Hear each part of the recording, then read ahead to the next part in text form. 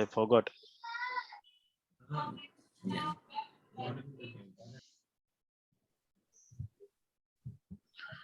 Could you please come again?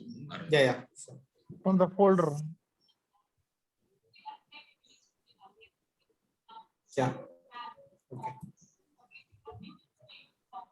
So we have bin and config folder, library folder, result folder, target and user files. So today we will see about the configuration folder. In the configuration, we will be having 4 configuration files: Gatling conf, Gatling akka conf, logback.xml, and recorder.conf file. So if you want to make any changes in your gatling.sh, you have to make changes in the gatling.conf. And if you want to make any changes in your report or reporting parameters, then you have to make the changes in gatling.conf.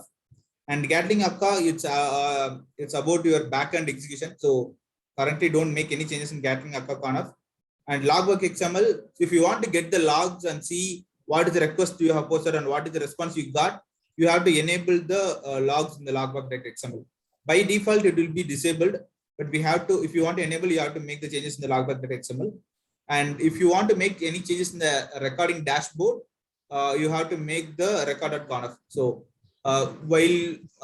yesterday we have downloaded the hard file and we uploaded the hard file to convert it to Scala file, right? So in there, if you want to make any changes, you have to make the changes in the record.conf file. So like HTTP port or you want to whitelist something or blacklist something, all those things can be updated in the record.conf file, so that it will take care of whatever things you want to do. So let's start with gatling.conf. So we will see only important parameters which is required for the execution. I am not going through all the parameters here because even I haven't used all the parameters, but most of the parameters which I have used, I can explain you guys, which is essential for the execution. Okay.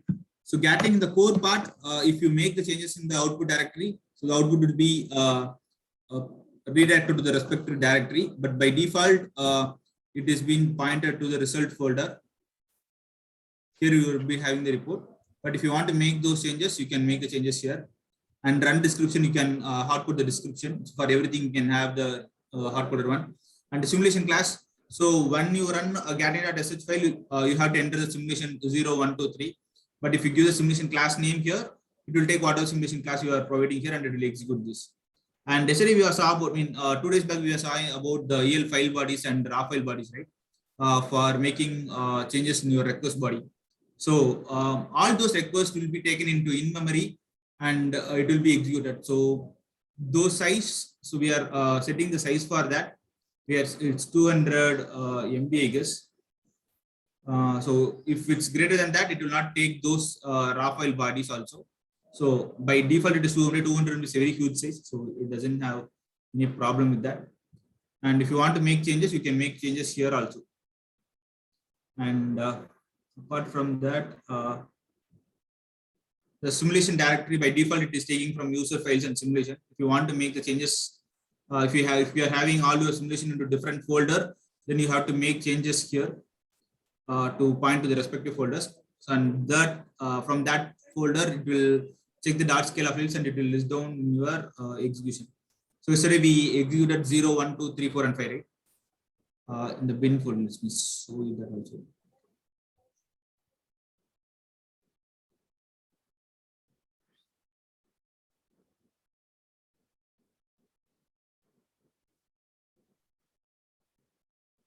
So this is taken from the user file simulation folder.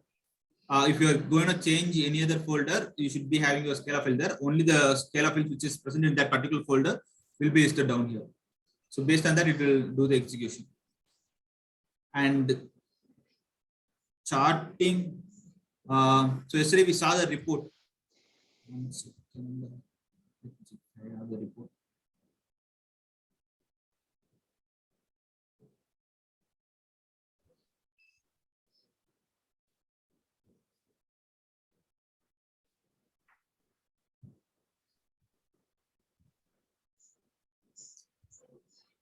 So we have the indicators and the milliseconds, right? 800 milliseconds and 1200 failed millisecond. So that can be configured here. So what is the load?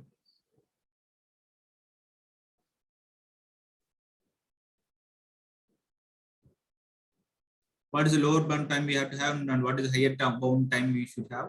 So those things can be changed here, and percentile numbers also you can change here. If you want to configure as 50 or 75, 95, 99, or if you want to make any other changes with respect to the percentile numbers, you can make the modifications here. Based on that, the reports will be generated. Okay, any questions here? No. Okay. And this is all about HTTP call, HTTP protocol related things. Whatever you want to change with respect to protocol, all those can be modified here. So this is one of the important thing, request timeout, it is 60 second, 60,000 milliseconds, which is equal to 60 second, and connection timeout, handshake timeout. So these things you can modify if required. So in your, during your execution, if you are getting handshake timeout, 10 second, and your application expected handover time is 20 seconds, then you have to make the modifications here.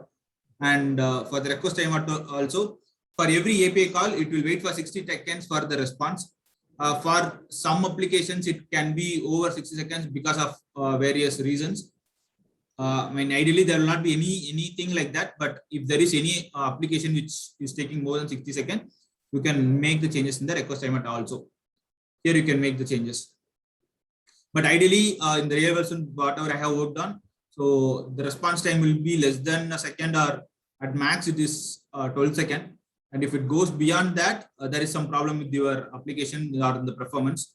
But there are also scenarios where it can be even greater than 60 seconds. If you want to make changes, you can make the changes here, because you can call multiple third parties in a single endpoint where they are not following your microservices approach or proper API approaches. In that places you can get more than 60 seconds.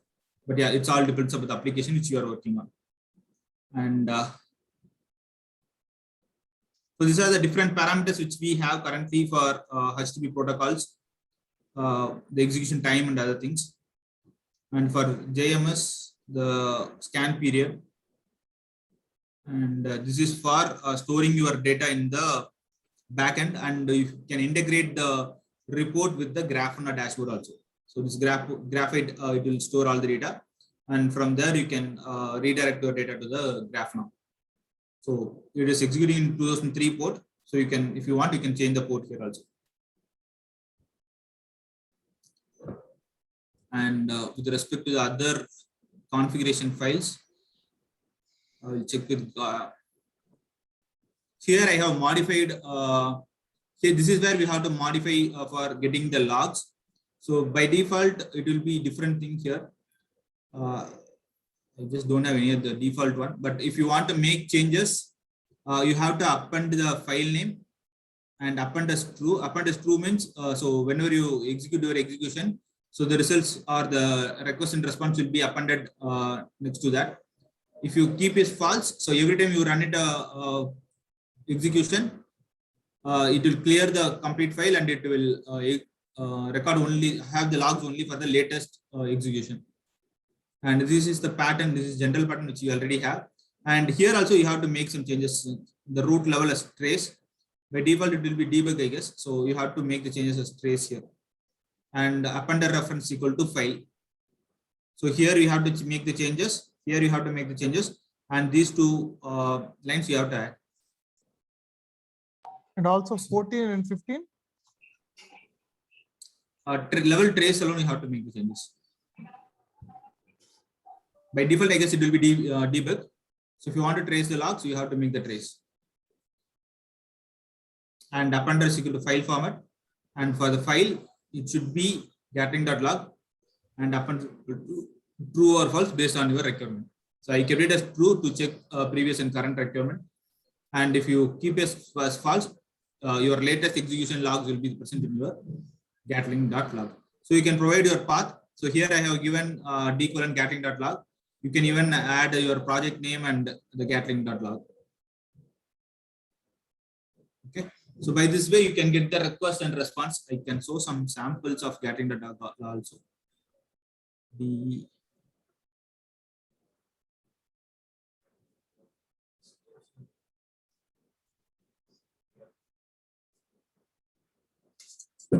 So initially, you'll be having the compilation part and what are the codes we have been compiling. all those things will be there. Then you'll be having the request and response. This is the request 0. So I got a KO failure response, and this is the request name. This is the URL which I have posted here, and the response I got is a find internet error. So by this way, you can check what is the error you have got and what is the response and request. So only here you can see the response. Anywhere else you can't see any response that has been posted. Only here you can see the response. If you want to see any response and take any parameters, you can check it only from the gatling.log. It is very, very important when you are gonna use for your recording scenario and making a correlation.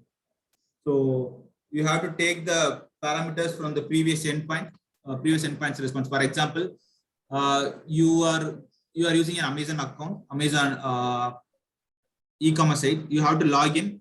So you will provide your username and password. So immediately after you are, logging in your username password, your customer ID or your token will be created for you.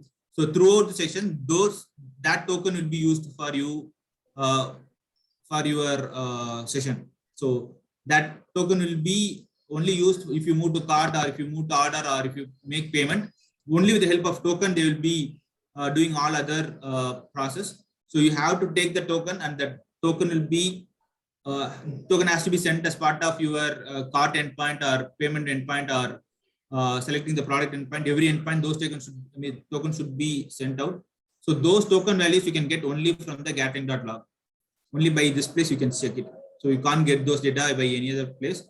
And if you want to add any other parameters like customer ID or the product ID, if you want to get the response, you have to check this first, and then only you can make the changes in your respective endpoints. Any questions here or any clarifications you need here? Promote, Chris. No. Okay. From me, no, Arun. Sai, Chris? From me, no, Arun. Okay. And the last Gatling file is, sorry, configuration file is recorder.conf. So recording.conf will have the parameters like port number, proxy number, all those things. So whether the mode you have to have as a proxy, where we have to add the simulation folder and package name. So we can also see. I'll also open that.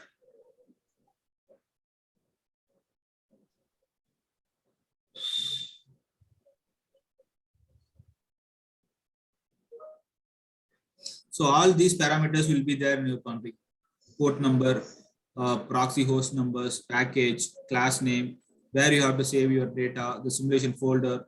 So everything will be configurable one from recorder.conf file. If you want to do a whitelist or blacklist, you can by default give the values here, and you can record here. The class name, so by general it will be recorded simulation. You can make the changes there and you can execute these things. And the proxy, if you want to make the changes in the proxy, and if you want to have whitelist and blacklist, and if you want to have the host name, username, password, port number, you can make the changes. So whatever parameters we have here, we can make the changes here. By default, that value should be populated here, and you can make use of that. So this is about the recorder.conf. Any questions from this thing? Not from me. No, Arun. Guys, any others? Means if you have any questions or anything related to that, you can ask him. Madhuri, Mona, Rajesh, Fatima. Kanimoji.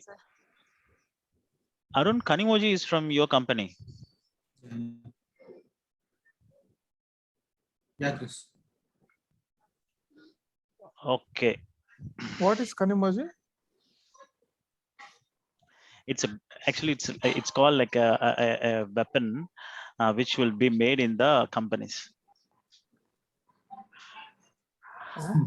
He's kidding you, Pramod. Okay. Okay, so I don't see this. Okay, now we will record a scenario.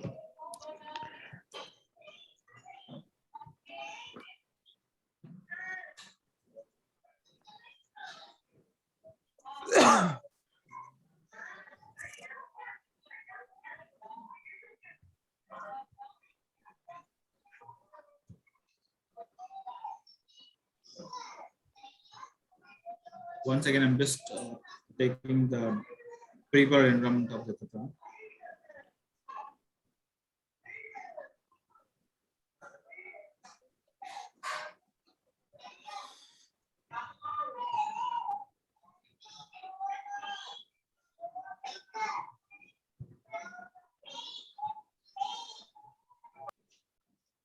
Okay, let's take the original site itself.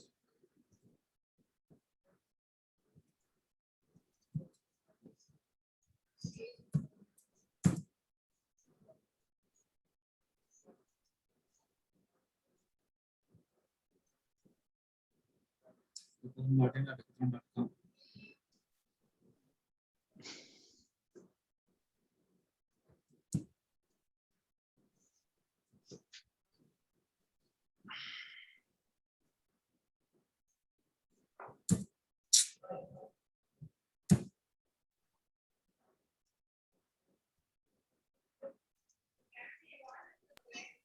Just type in Google Decathlon. Maybe it will throw you some other link.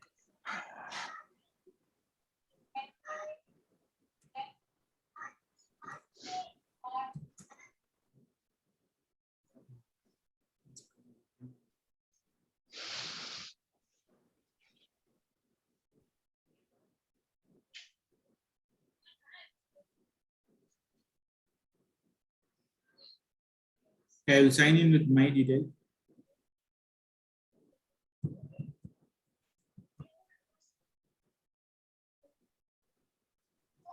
You are not recording it.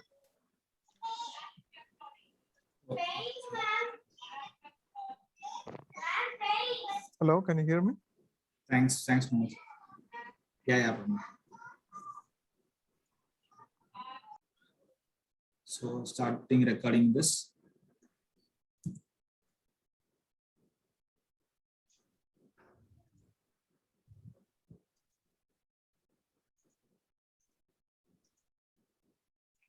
Okay.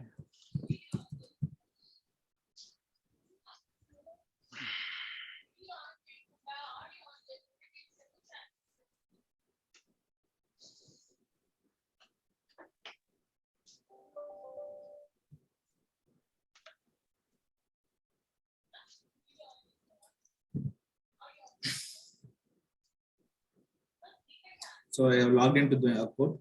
You can see my account here. Go to my profile.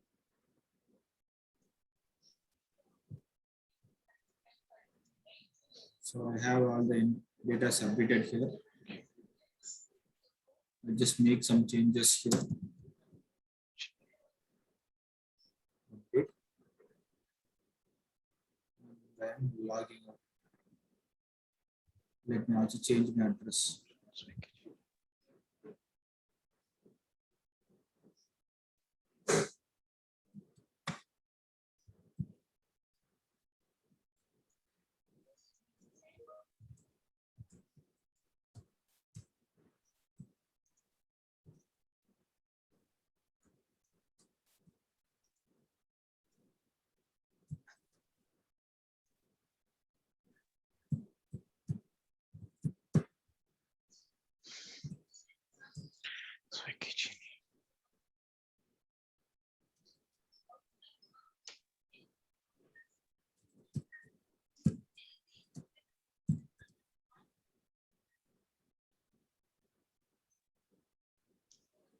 I'm logging out.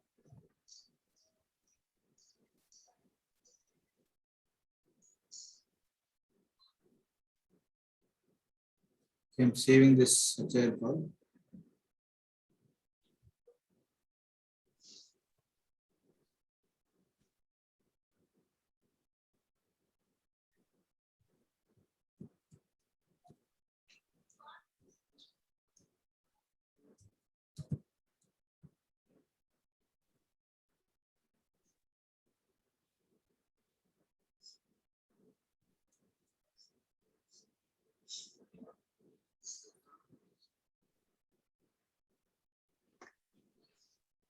So from the recording, you will just check that.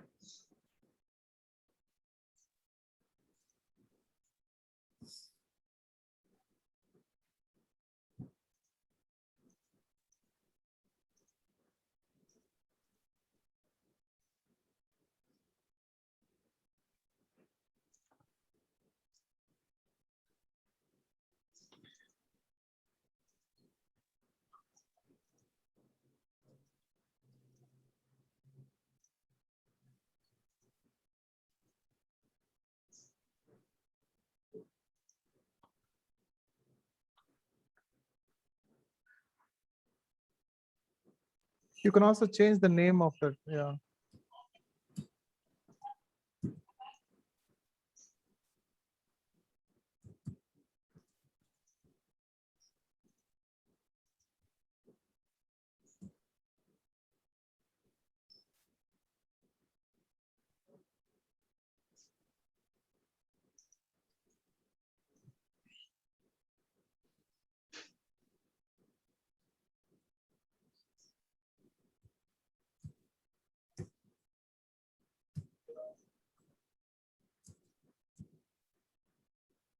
So whatever Arun has done, he's deleted a notepad Gatling logs because there'll be plenty of logs. It will be very difficult to track. So that's the reason before simulating or executing this, he's trying to clear the current logs. So this is the Gatling file which you have created. So ideally, where we have to change is anywhere which is marked as API. That is a place which we have to change, because that will be the call that will be sent at the backend. So if you see here, it will be first log in or log out. Okay, it's log out. See if I have any other API. So customer, I have added the customer address that has been given here. So by default, if any company is following the microservices standards, your URL will have the /API.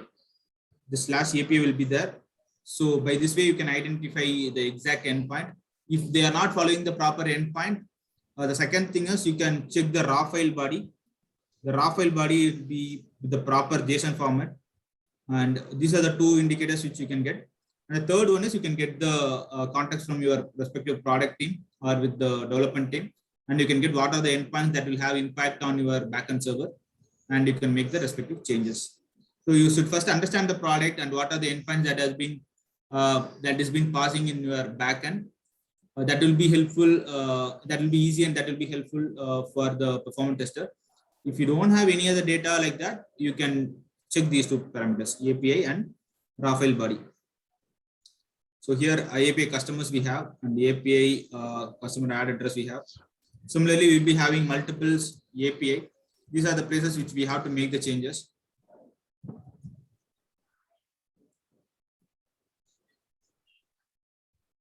Login city state. I kept it backward. I'll just go forward and see.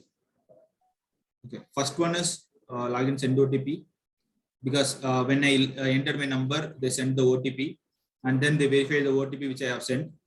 I'm just checking the API endpoint out, and then it got some get user endpoint, and then it's showing my card, and it will personal recommendation. What are the personal recommendations was showing for me, and whatever address customer details we updated. I updated my name, right?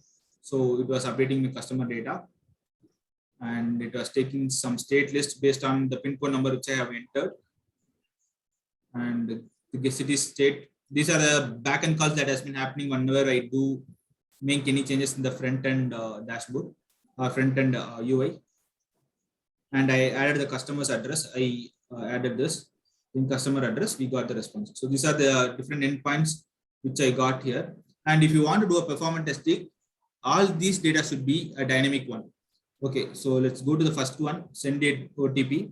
So what are the different no matter what it is, any API call should be a dynamic.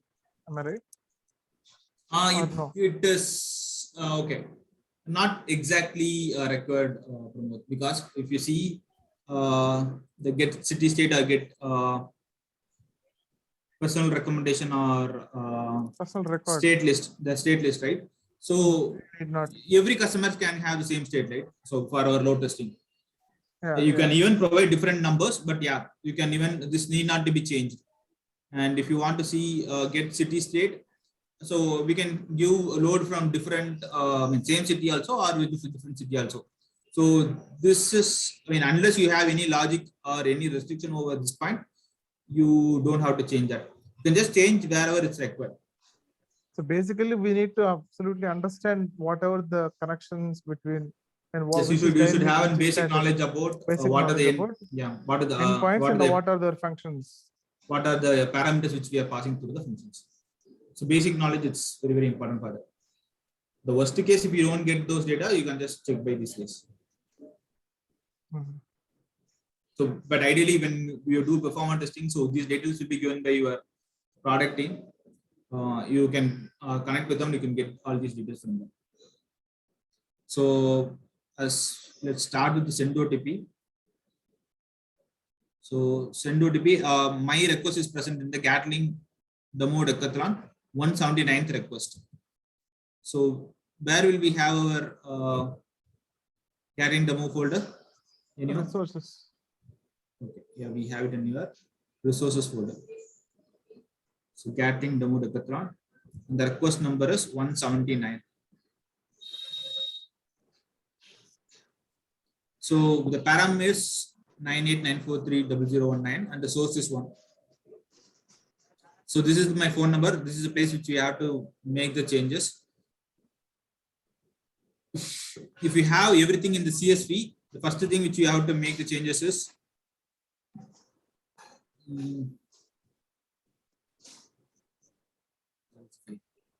so you have to add a CSV file feeder here.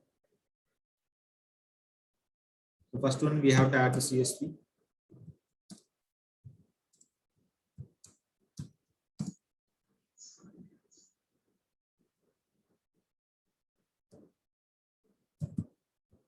And you have to have a CSV file which either can directly use the file name here. This file name should have the respective numbers or mobile numbers which were data we're going to dynamically pass it over there. Those name data should be present over there. Any doubt in this point? No. Rajesh, Chris, Rajesh.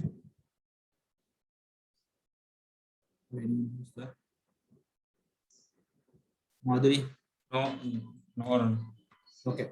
So, so this CSV file should have your phone number because we are going to make those as a dynamic one. Okay. So this is the number which we have to make the changes. And for OTP, and the next one is verify OTP, right? We will see what is the parameter which we are passing there. So whatever number I have passed, the front end that has been sent as a OTP. By default, they will be having a static OTP to do a testing. So you can get those OTP from the respective team and you can make the changes. If they don't have OTP, you have to ask them to set a OTP or default OTP because everything it's dynamic and this number I got it from my mobile and I am replacing it here. And for testing purpose in the pre-part team or in the other things, you have to get you have to discuss with your product team, development team to make this a static one or a hard-coded value should be kept over there. Else this will not be passed. Okay, the next one is very important. So here I am getting a medium as 019 and Ilsen token I am getting here. So this is a dynamic value, but how will I get this dynamic value from the endpoint? So this will be provided from my request 183 verify OTP endpoint. Once I verified the OTP, they will provide me an token. So this is for this application. For different applications, they can have token or they can use your customer ID or they can have some lead ID or any other dynamic one or any random thing they can assign for your particular session. and that will be used for your complete user session till you book a payment or till you book and select a card data. So those numbers will be saved. So how we will see how we have to take that from the respective response. So this will be taken. This can be taken only from the Gatling.log.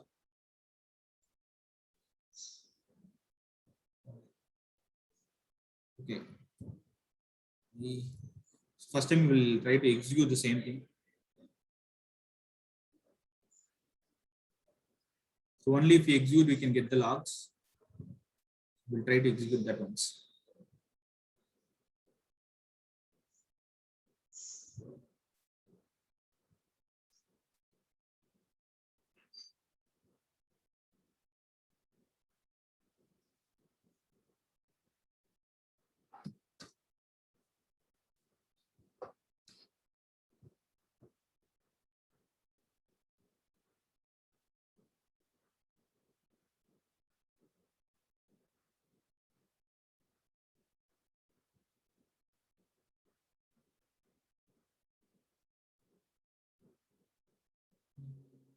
I'm not getting the simulation class file.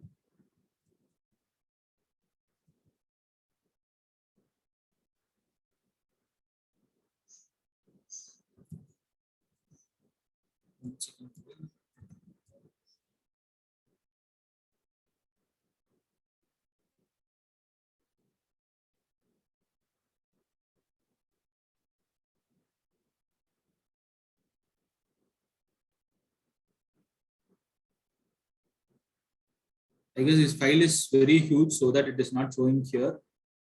Either you have to remove or increase the Gatling conf. There is a Gatling compilation, you have to make the changes, but the Gatling.conf, well, let me see if there is any parameter that we can change it.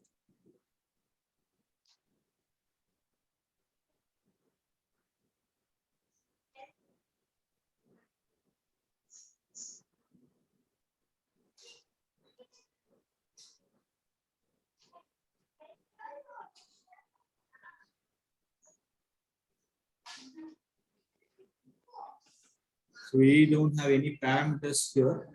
So either you should remove the unwanted request from the Scala file. Like if you see, we have lots of endpoints here, like static, connect, Facebook, CS, pixel, all those things is not required. Only thing that is required is wherever we have a decathlon that is required, maybe a content decathlon, or we'll be having decathlon.net. Is that is a base URL. Base URL service. You will be having decathlon. Can someone see any decathlon here? Okay, the decathlon. So anything apart from decathlon, you can remove. So Google Analytics, you can remove. Datahug, you can remove, and all other things we can remove. Facebook, it's not required. So you have to sync up with your respective product team and remove the unwanted URLs, and you can remove the respective URLs here from the exec point.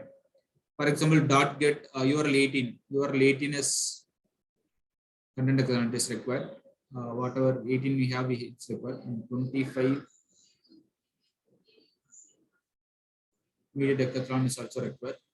You can just check with your team whether these endpoints are required. If they say this media decathlon is not required, you can just pull only content decathlon, or only the API calls is required. You can make the changes only in the API. Ideally, for decathlon, this URL 18 and URL 25 is not required because these are all JS call. With the Gatling, this JS will not be executed. So JS will be executed only in your front end. So these calls are not required for your performance testing if you are doing it from the Gatling. So any JSS or CSS file, if you are doing from the load testing, you can just remove these files. And SVG are images files, so you can remove those things. So these things are not required unless it has a huge impact or logical impact in your application. Because these are just HTTP calls, this will not have any impact in your performance testing at the server side. And for front end side or client side, if you want to do more load testing, you can use sitespeed.io tool. But Gatling, these requests are not required. Any questions, Rajesh, Chris, or Pramod? Or Madhuri? No, I Fatima? don't have any. I'm fine, Arun. Okay. Okay. So these files is not required for the Gatling Gatling execution, because JavaScript, it requires client side library or server to execute over there. So you can remove all the JS files, CSS file, and SVG files. And if you see any images, you can remove that. And after removing that, even PNG you can remove. So only important thing here is the API calls. So the API calls which we are here. So that only that will. Arun, Yeah, I have a Pramod. question. So if in case we remove all those image files or JS files, will the Okay. script run? Because that should be the flow, right? For example, they are trying to now download the image. Okay, so if that is not loaded, maybe we can. How can we do a performance there? Okay, so how we have to see how they are taking the images. If they're taking from the CDN, then there is no point in giving multiple requests to your respective CDN, because that will be taken into your in memory, and from there it will always it will be in a cache and it will respond within a fraction of a second. So there is no point in giving a load in that particular point. So you should understand what kind of load testing we are doing and where we are checking the load. If it's only on the server side, there is no point in giving this JSS files or CS file or image file, right? And all these things also depends upon the network and the location which you are residing. So the CDN doesn't matter, or the image file which is taken from the respective location is also doesn't matter. If you do a load testing only for the server side.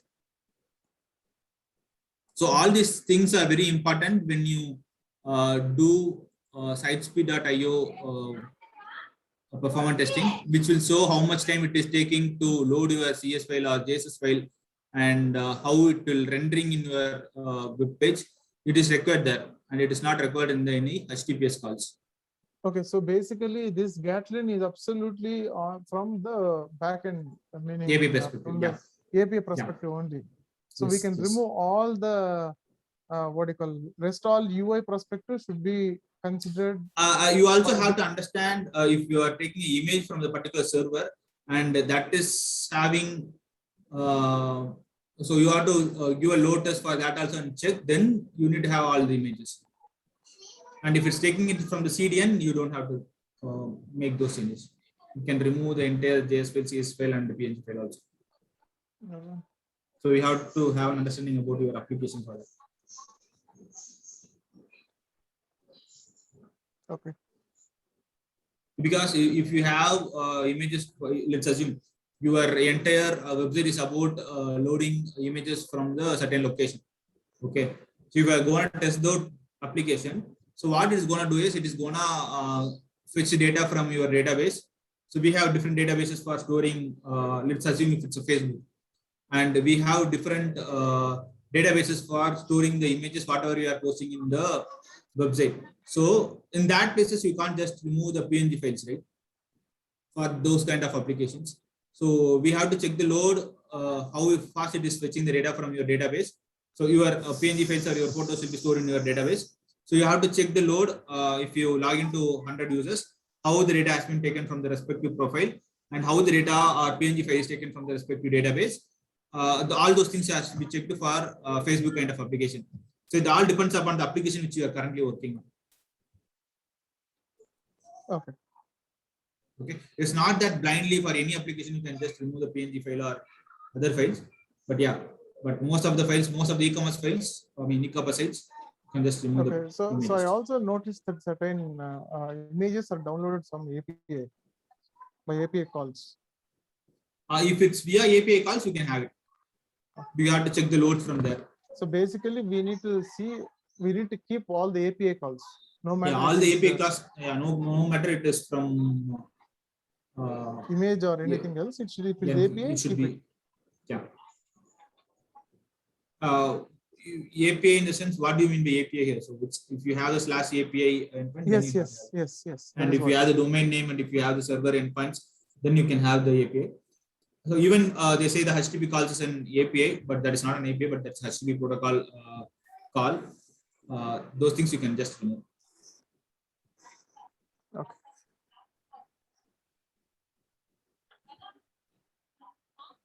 And since the size is too huge, it is not able to compile the code.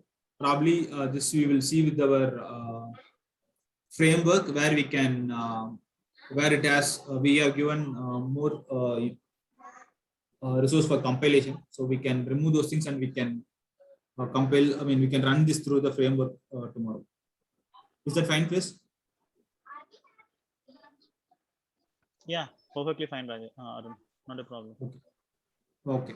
So for all these plans, wherever you are going to make any changes, for example, in the verify OTP, I'm going to make the phone number change into dynamic one, right? So how we will make it to the dynamic one?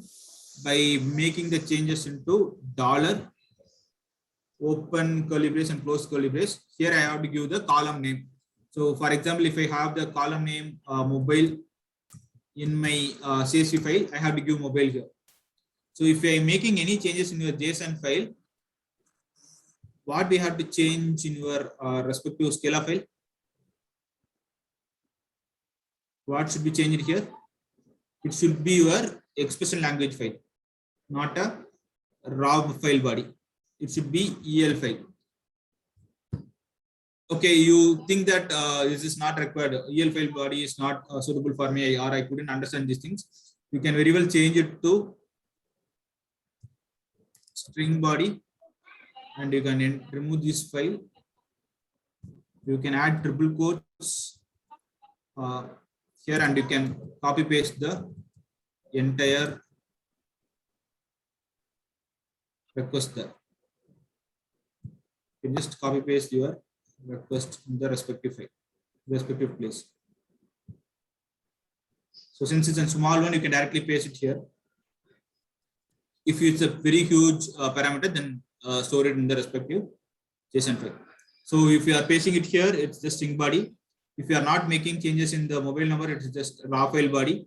And if you are making changes, it will be EL file body, right? Okay, and here I just okay, without execution, I can't show you the how to do a correlation.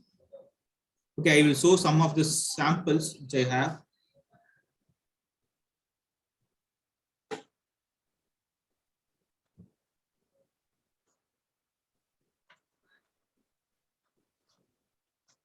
Okay, verify OTP endpoint, right? So I am posting it here. From the response, I am getting access token. So this is correlation. So in the response, I will be having a response key as access token, and I'm saving this access token in the access token key. You know about JSON path, right? So anyone doesn't know about JSON path? I don't know.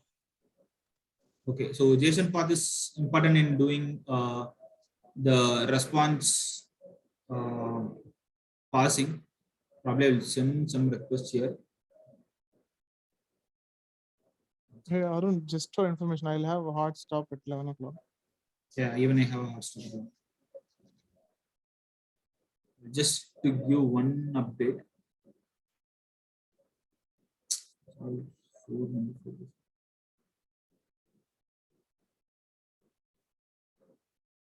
Let's take some response.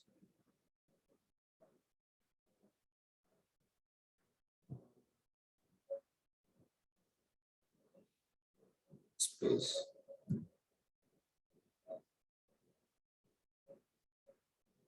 Space.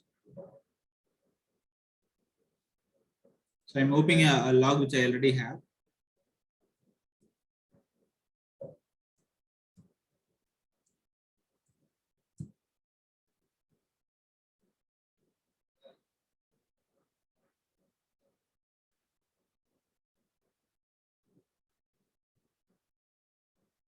Okay, so this is the endpoint I have, the verify OTP. So this is the HTTP request post verify OTP, and I am sending my email ID and the password. I will be get the response like this. Body response message ODB action verifies access and access token. So I will copy this.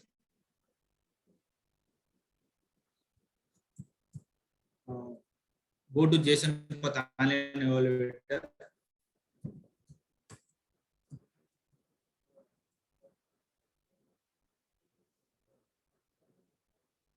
Open this.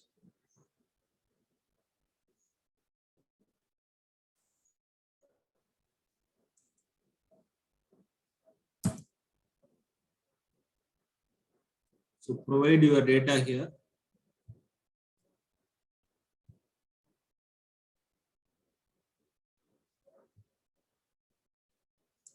So enter $, we'll be getting all the data. We need the access token alone. If you type copy here and paste it for the access token, we'll get the access token alone. So you need to know about what is JSON path and how you have to evaluate that. So with the help of that, you can make the changes.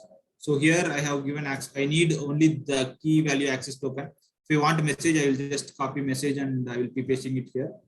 Just see it is have $.message, right? And if you want reference token, we can have reference token. I will show you a few other data also.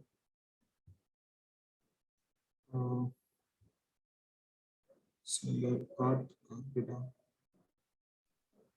Okay, Arun, I'm dropping Arun. Sorry. Okay. Fine, Arun. Let's make it for tomorrow. So let's continue from there. Yeah, sure. Okay.